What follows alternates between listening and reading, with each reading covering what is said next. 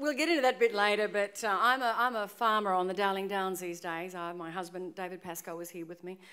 I've also been a journalist all my life.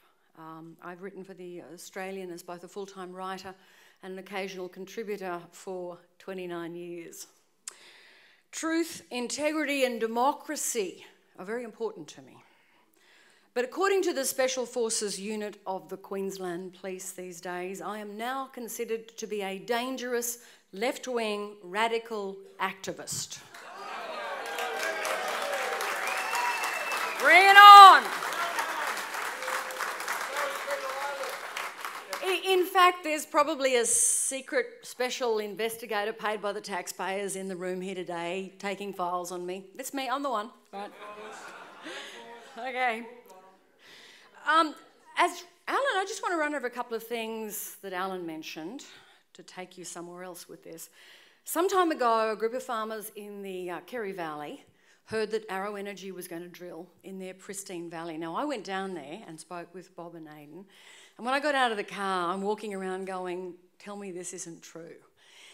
The valley where they were drilling is like something that Hollywood would cast for. It's a place where you'd find your angels. It's so beautiful. And they wanted a baseline water test to be done, which is very simple. It means that you know the state and health of your aquifers before you actually start drilling. So the point of it is, it gives you a record. I'm not sure what, once your water's poisoned, what having all these levels are going to do for you. I mean, what does compensation do when man runs out of water? Okay.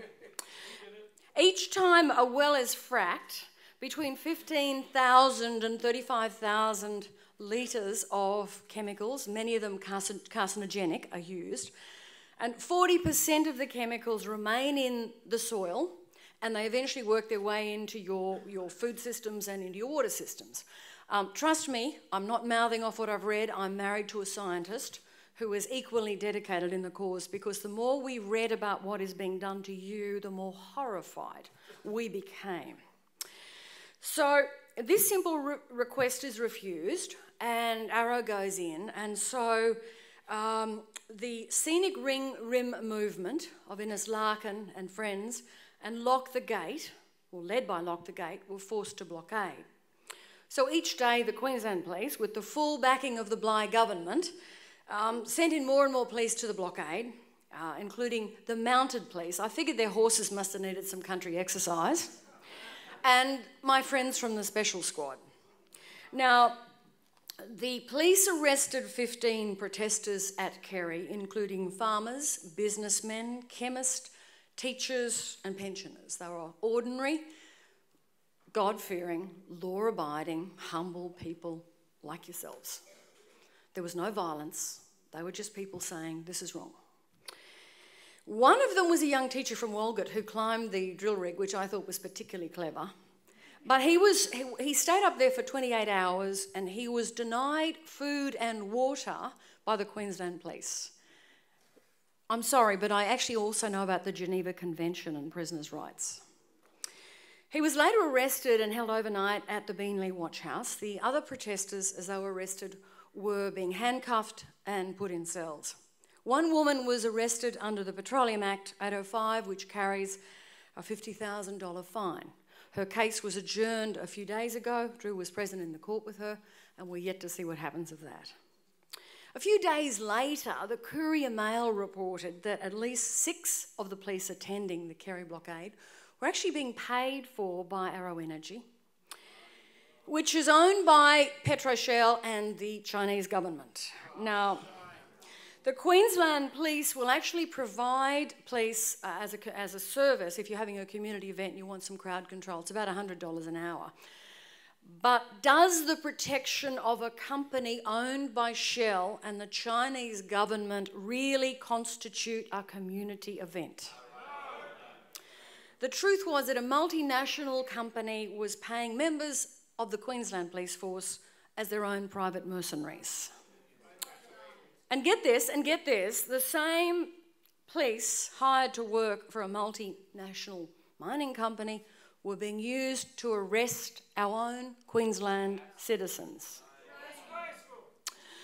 When the Queensland Police sent out a posse is the word that comes to mind, a posse of 40 police to Tara to arrest my friend Drew Hutton last year, a number of them were being paid for by Queensland Gas, another foreign-owned company, mostly by British Petroleum. Now, we have no issue with the Queensland Police. We know they're only doing what they're being told to do. But we do want them to know that we will defend our land at any cost, because we have a responsibility. We have a responsibility to feed their children.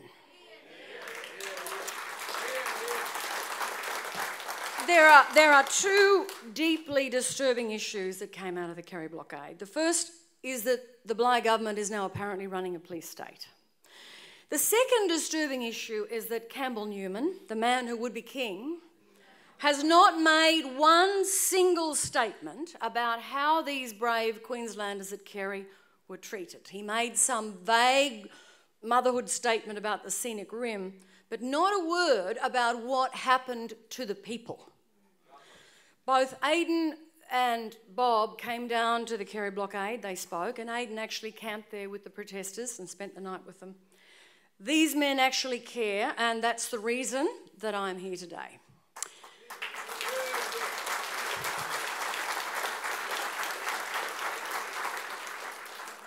"40 years ago, Neil Young wrote a song called Comes a Time.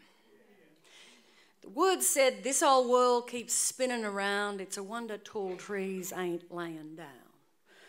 Well, there comes a time when you can no longer stand back and watch things happen, ladies and gentlemen. There comes a time when the tall trees need to stand up and be willing to take on the fight. For the last 10 months, I've been part of a group of farming activists that is led by Alan Jones and Drew Hutton, and we've battled to expose the staggering level of corruption that is now endemic at every level of Queensland. Trust me, I have pleaded with editors, I have pleaded with journalists, I have shown them facts. I know my stuff, and living as a farmer, I keep saying you need to be covering these big stories. Trust me, if the Australian hadn't left Hedley Thomas on the Wivenhoe Dam story for a full year, this would never have come out.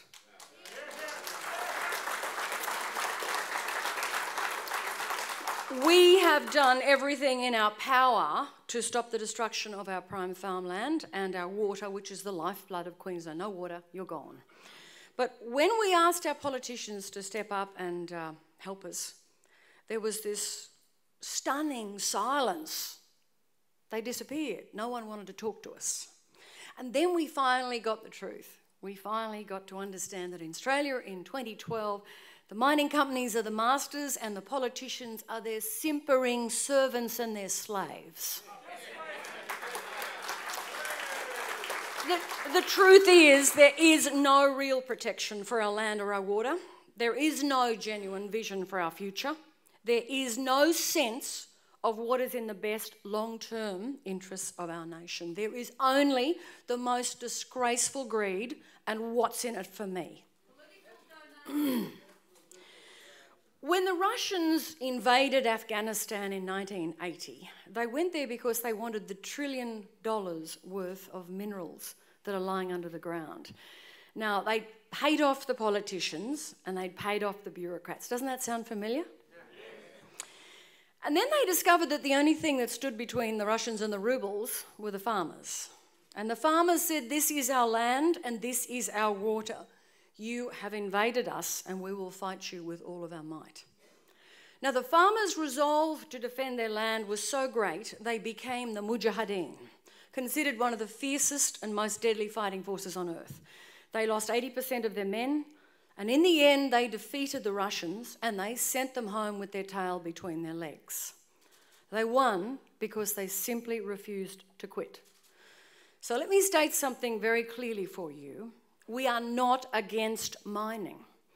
The land we're fighting to preserve is a mere 4% of this nation. Our finest farming land, and we will not allow the destruction of our food bowl and the destruction of that water supply.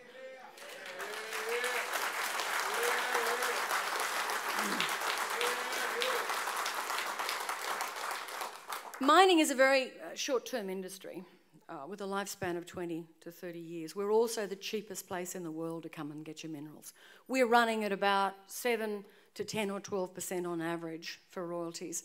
If you want to go into, I think it's China's 51%, Norway that has North Sea oil is 70%, and Saudi Arabia is 80%. So kids, the reason they're here is they're handing out the free pizza, okay? There's another really important reason why I'm standing here today. I'm here to represent my home country, the North, and I'm here to represent my tribe, the people of Cloncurry. You see, Kata and I are both Cloncurry bred, and we're both deeply honoured to have grown up in the land of the Kalkadoon. On the night I was born, my father drove 224 kilometres from our station into Cloncurry to see the new baby, and he ended up spending the night with Bob Kata's parents. I don't know if it's something in the water, but the kids in Cloncurry are unfortunately born to fight. We've grown up watching prop-down, knock-em-out brawls at Boots Dodd's Post Office Hotel. They used to keep a fire hose to get the blood off the pavement. True, Bob. And if you grew up around the Curry, you just knew you had to fight. That's all. It was part of the DNA. Our fathers were friends. Kata's great-grandfather, Richard Arada, came out from Lebanon in 1888 and went up to Charters Towers following the gold rush. Kata's grandfather, Carl Kata, opened up a business in Normanton in 1906. So by the time my grandfather, who was a Scottish-bred pastoralist from New South Wales, by the time he arrived in the north in 1912, the Katas nearly had the place developed by then. We used to call the Katas Bob Senior and Bob Junior. We used to call them Big Bob and Little Bob. And whenever Big Bob was facing a federal election, my father used to put on this, he'd kill a bullock, and he'd put on a barbecue at Nonda Railway siding and ask everybody to come and hear Big Bob speak. And he used to say to us, us kids, you know, those Katas, they know how to get things done. Of course, if you were the old-timers in the north, were a bit leery of this politician with this funny-sounding foreign Lebanese name. My father loved to tell a story about how when he was sitting at the railway station at Nonda one day waiting for a cattle train to come in, he could overhear two old stockmen discussing this new politician, the new member for Kennedy. And one of them said, "Geez, that new bloke Kata, he's not one of us, you know." And his mate said, "Yes, I know, it's a funny name, Kata. Do you know what breed he is?" "Oh, yes," his mate said with great authority. He said, "He's a lesbian."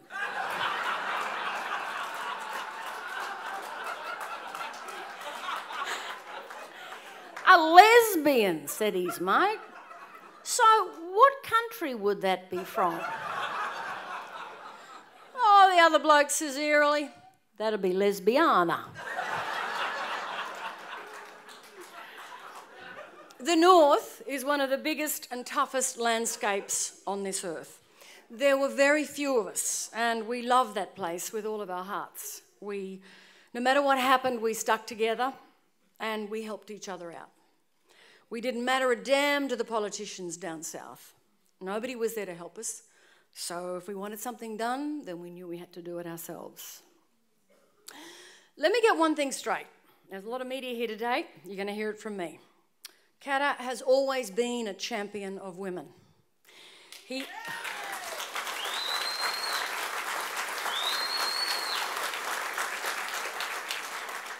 has a very independent wife who reared a family well. Her husband was busy, and he has four very independent and beautiful daughters. Now, something else you may not know about Bob, but he's always chosen women mentors from the time he was a very young man. The brilliant Pearl Logan from Richmond was one of his cherished mentors, and my mother, Marion, was another. My mother was a formidable feminist, humanist, and intellectual. She was a fierce advocate for education, for the underprivileged, and she did much to help the Aboriginals and the poor. She taught Bob about literature and philosophy and what it meant to really care. They would spend afternoons together on a station veranda and they would talk for hours.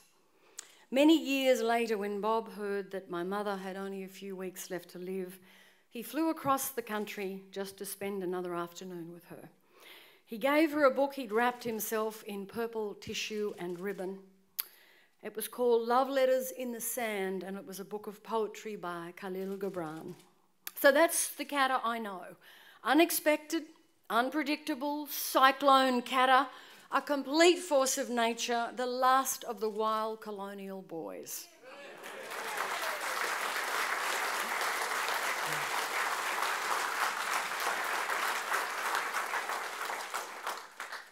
I know that, Bob wears his heart on his sleeve. He did fail the course in anger management. And they wouldn't let him enrol for meditation. He refuses to listen to his doctor's advice, and he still sneaks the greasy chippies and the Coke when he thinks no one's watching. He still has great biceps under that jacket, so when he hugs his handsome Sheila, whoa, ladies, go. And yet, this man has more pure, raw courage than most people I've ever met. Bob used to drive a bright orange V-dub across the roughest dirt roads in the north at full speed, trying to figure out if cars could fly.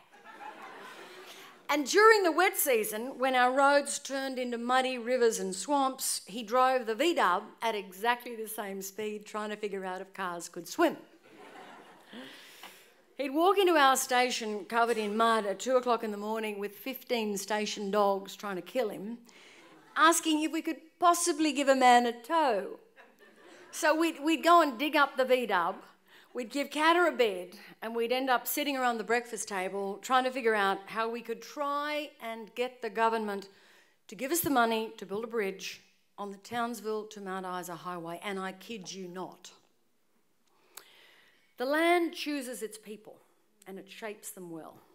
We come from an all-or-nothing sort of place, and the North made us rough and tough and difficult and different. Kata is as flawed as he is adored. He's exhausting, he's exhilarating, he's passionate, he's provocative, he's ridiculously funny, and he's kind. He loves Susie and his children and his grandchildren with all of his heart, and if you cross the family or any of the friends, it's game on. Kata thinks he's back at the post office hotel and he's asking you, step outside. It's true that Kata and I will fight like scrub balls. If I was a bloke, I would have smacked his head in half a dozen times by now. As it is, we can still clear a room, we can reinvent the English language and refuse to answer the telephone for an entire week. But there's this thing about Kata. The man is a complete original. Nobody wrote the script for him. He wasn't created by the party machine. He isn't poll-driven. Nobody will ever be brave enough to tell him how to fix that hair. He doesn't hold think tanks or summits or focus groups to find out what people actually need, because Kata knows what they need because he is one of them.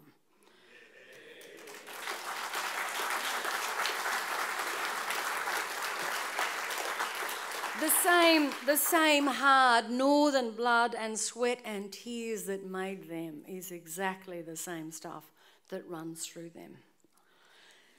You know, if there's any clever political analysts here today, and I think I've seen a few, I've got some really good advice for you. This is a candidate worth studying.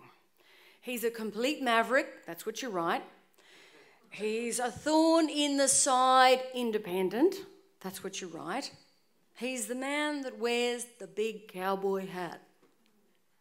That's what you write. Yet, he still holds his seat of Kennedy with a nearly 70% majority.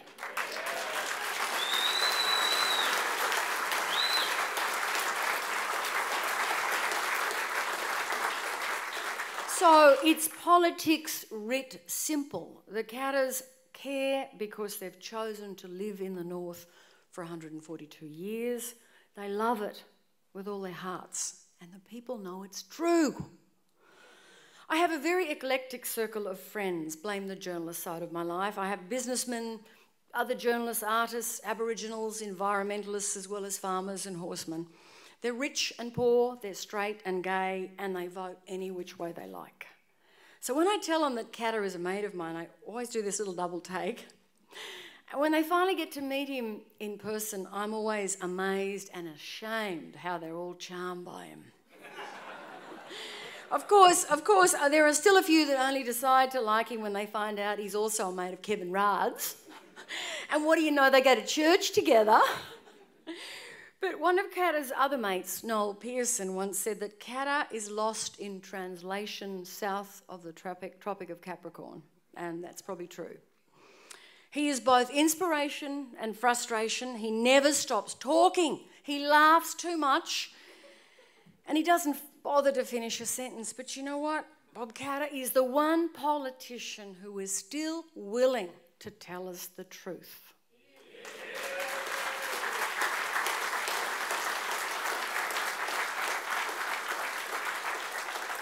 And you know what? That should scare the hell out of every other politician in this country.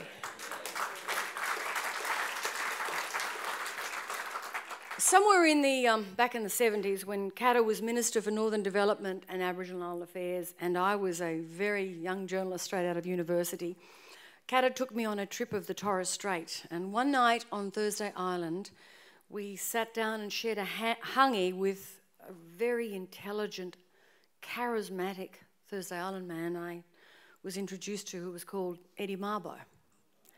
And Mabo told us that night why a man needed to own his own land, why a man needed to have the right to stand up and protect it. I've never forgotten it, and as long as I've known Katta, I have witnessed his pain for the Aboriginal people and the Torres Strait Islanders. I have witnessed his frustration why some disgraceful, dumb whitefella system has prevented them from owning their own homes and getting a proper education and being able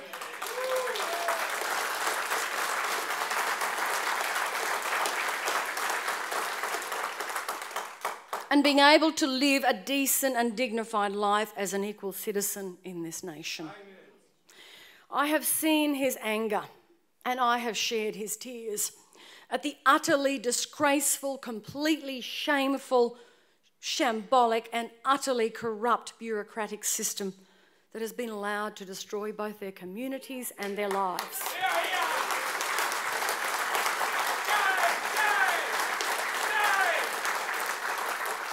And for that, every one of us should feel ashamed and get up off our backsides and do something to fix it. Back in 1984, I was running our 120 square mile cattle station after the death of my father. And I was writing a few freelance stories for The Australian. And one day, Katta turns up with the dust and the V-dub. And he handed me a folder of tragic cases where people living in the north had either died or suffered unnecessarily because the Royal Flying Doctor Service was using the wrong kind of aircraft to get in on the small, short strips, the rough strips where accidents tended to be used when people were injured. I still regard it as the finest story I ever wrote. I travelled all over the north. I interviewed every witness. I left no stone unturned. The Australian ran it as a full main page, full front page weekend magazine story under the headline, "In the Outback, we are left to die in the mud." The most heartbreaking case concerned a family called the Piggotts who lived on a cattle station in the Gulf country. Mr. Piggott flew his light plane back to the station, and as he was taxiing back, his two little boys hopped on their motorbike and they drove down the strip to meet him. There was a sudden massive wind shear that came in from an approaching storm, hit the plane, and the plane flipped sideways into the motorbike, and the little boys were cut to ribbons. Their parents managed to keep them alive until the Flying Doctor Service finally got there some hours later. And the massive storm hit just as the boys were being loaded and the big heavy aircraft started to taxi down the dirt runway. Mrs. Piggott said, The rain was pouring as the plane began to taxi, and as the wheels began to sink further and further into the mud, it felt like my heart because I knew my children were bleeding to death inside. A few days after the story was published, I was contacted by the litigation lawyers from News Limited and informed that we had been sued for damages by the Flying Doctor Service for a couple of $1 million. I gave them all my evidence, and over the next few weeks I discovered I had become a bit of a pariah and social outcast in the bush because I had dared to attack one of their most sacred cows. And then one day out of the blue I opened the station mailbag and there was a letter from Vowel Air Services, an aviation company in Victoria, thanking me for the story because they'd just been awarded the contract to supply the Royal Flying Doctor Service with a radical new kind of aircraft, their new short prop aircraft which had been specially designed to land on rough bush strips.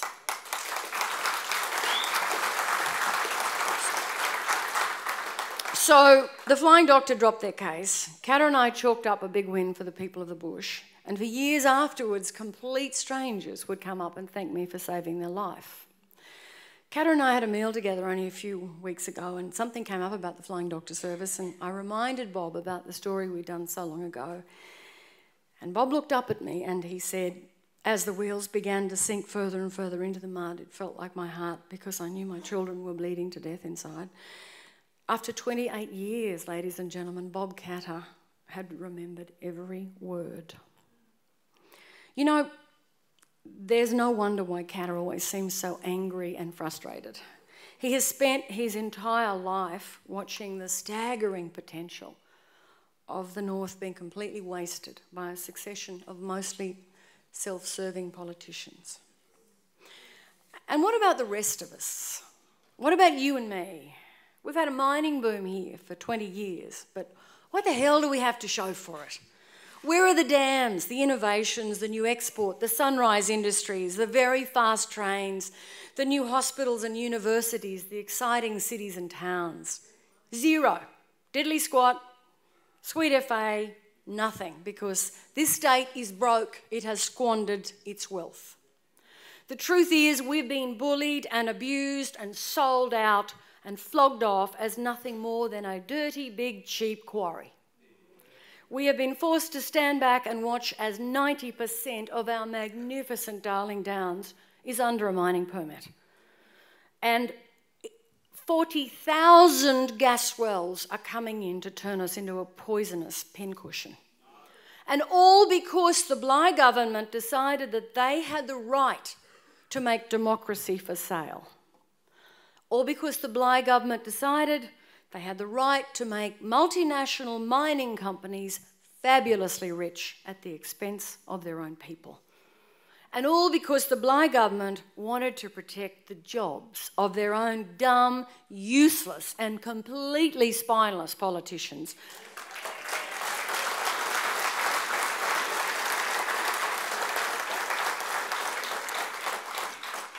Just to keep them high on the hog and fat on the gravy train. We've watched our roads on the Darling Downs, and I'm sure it's true of you, all over Queensland, being completely pulverised into patchwork highways straight from the third world. We've watched our dollar soar through the roof. We've watched our exports fall through the floor, and our once proud manufacturing industries sit in the grass and rust. We've watched our way of life being abused and our people kicked in the guts and treated like dogs. We've listened to politicians lining up to spin us complete balderdash about a new economy and boom times that are always coming. We have seen that disgraceful billionaire boys club at New Hope Mine dare to tell us how they intend to move our Ackland War Memorial, and how they intend to shift 8 kilometres of our creek, and how they intend to wipe out our land. Well, I don't think so. It gets worse. We've read the Liberal National Party policy on mining, and let me tell you, we're going to go from the frying pan into the fire. The policy is all about speeding up the process, cutting the red tape, let her rip, boys. It's exactly what the Bligh government has done to the bush, only it's worse. It's such a terrible disappointment, isn't it? There's such a failure of vision or imagination. We know the state is broke, that we have to find new ways to generate income, but why would we want to destroy our best renewable assets?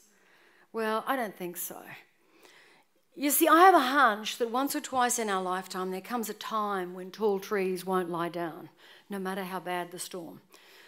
Ladies and gentlemen, this fight is not about the farmers. We are only the custodians of this land.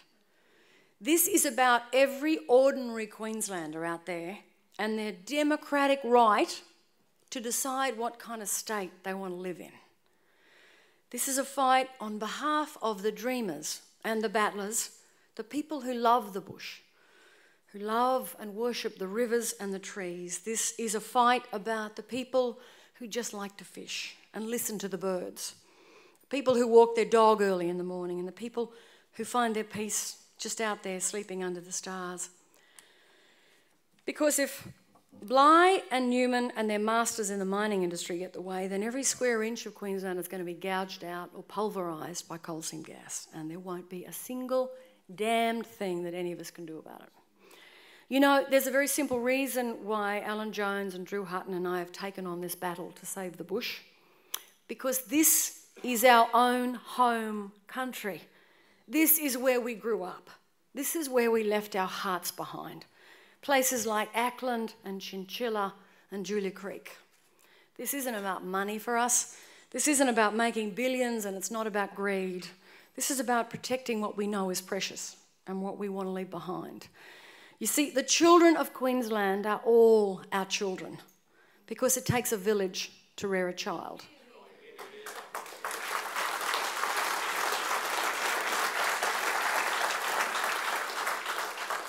We don't inherit this land, we borrow it from our children. And we believe they have the right to their own clean food, the right to their own clean water, the right to raise their own families in a state that still actually belongs to them. This will be the greatest legacy that we the people, we the tall trees, will ever leave behind. Right now in Queensland, there's only one politician who's willing to stand up and save it. Ladies and gentlemen, in the red corner, I have the Cloncurry Kid,